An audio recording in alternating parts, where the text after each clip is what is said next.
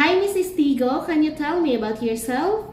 Hello ma'am, good day. My name is Joan Mistigo, 37 years old, from Lambayong, Sultan Kudarat, and I am married. Do you have kids? Yes ma'am, I have one kid, age 15 years old. It's a boy ma'am. And how many siblings do you have?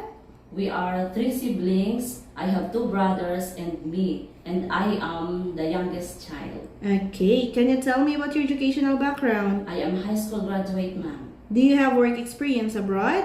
Yes ma'am, I work in Hong Kong for 2 years ma'am to my first employer from March 2017 to March 2019 ma'am. There are 3 members in the family ma'am. My duties are cooking, washing clothes, marketing, ironing, cleaning, and take care the 3-year-old girl.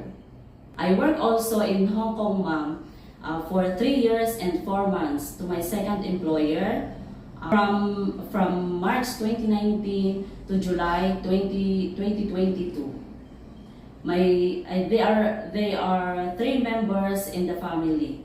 My duties also to my second employer are cooking, ironing, washing clothes, marketing, cleaning the house, and take care the 3-year-old boy. Okay. Did you finish all your contracts? I finished my contract ma'am to my first employer, and to my second employer I finished the first contract. But the second contract I did not finish ma'am due to my mother illness, so I have to go back to the Philippines. Okay. How would you describe yourself?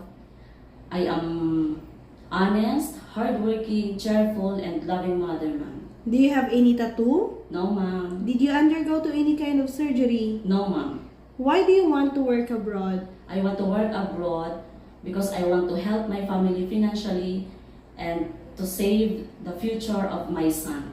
Okay. Are you scared of dogs and cats? No ma'am. Can you give me your idea how you can take care of naughty children and children with tantrums? I will talk to them about it in a calm voice. Okay, that would be all. Thank you. Thank you ma'am.